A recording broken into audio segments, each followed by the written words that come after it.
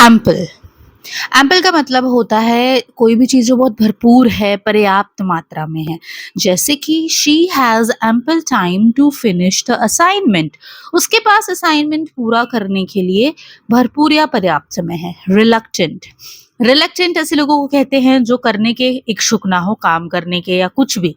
जैसे कि he was reluctant to join the meeting. वो मीटिंग में शामिल होने के लिए इच्छुक नहीं था या हम कहें अनिच्छुक था।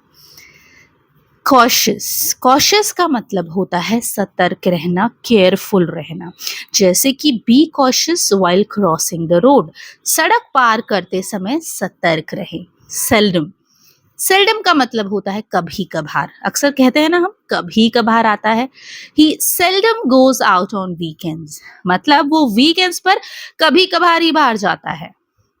एलेटेड, जो बहुत खुश हो जाए उसे कहते हैं एलेटेड। जैसे कि she was elated to hear the good news. वह खुशखबरी सुनकर बहुत प्रसन्न थी। ड्रेंच्ड। ड्रेंच्ड का मतलब होता है भीगा हुआ, पसीने में, बारिश में, इस तरह से। जैसे कि I got drenched in the rain yesterday. मैं कल बारिश में भीग गया। प्रिसाइज। प्रिसाइज का मतलब होता है सटीक। जैसे गिव मी अ प्रिसाइज आंसर। मुझे एक सटीक उत्तर दो। अश्योर। अश्योर का मतलब होता है आश्वासन देना। I assure you of my support. मैं आपको अपने सपोर्ट का आश्वासन देता हूं। जेनरस। जेनरस ऐसे लोगों को कहते हैं जो उदार होते हैं, दयालु होते हैं। He is very generous with his time and money. वह अपने समय और पैसों के मामले में बहुत उदार है। एक्यूरेट। एक्यूरेट का मतलब होता है सही या ठीक। जैसे कि the report is accurate and well written. ये रिपोर्ट सही और अच्छी तरह से लिखी गई है। फीबल। फीबल का मतलब होता है कमजोर। जैसे his voice was feeble after the illness. बीमारी के बाद उसकी आवाज कमजोर हो गई थी। टिमिड। टिमिड मतलब जो डरपोक होता है।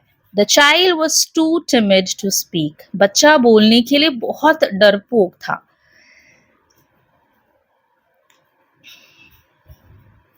फ्रेजाइल। फ्रेजाइल मतलब नाजुक। जैसे this glass is very fragile. यह कांच बहुत ज्यादा नाजुक है। नाजुक चीजों के लिए हम फ्रेजाइल यूज करते हैं। वॉन्डर। वॉन्डर है ये, वंडर नहीं है। मतलब भटकना, घूमना। He wandered in the market for hours. वह घंटों तक बाजार में भटकता रहा। कमेंस। कमेंस का मतलब होता है शुरू करना। The function will commence at 10 a.m. समारोह सुबह 10 बजे शुरू होगा। कर्ब। कर्ब का मतलब होता है नियंत्रण या रोकना। जैसे कि the government took steps to curb pollution. सरकार ने प्रदूषण पर नियंत्रण के लिए कदम उठाए। Anticipate.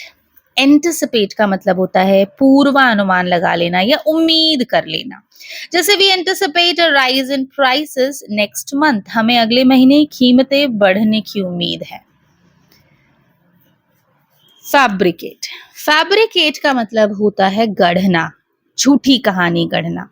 He fabricated a story to escape punishment. उसने सजा से बचने के लिए एक झूठी कहानी गढ़ ली। ऑब्सोलीट। ऑब्सोलीट का मतलब होता है जो बहुत पुराना हो, चलन में ना हो। The technology is now completely obsolete. वह तकनीक अब पूरी तरह से पुरानी हो चुकी है।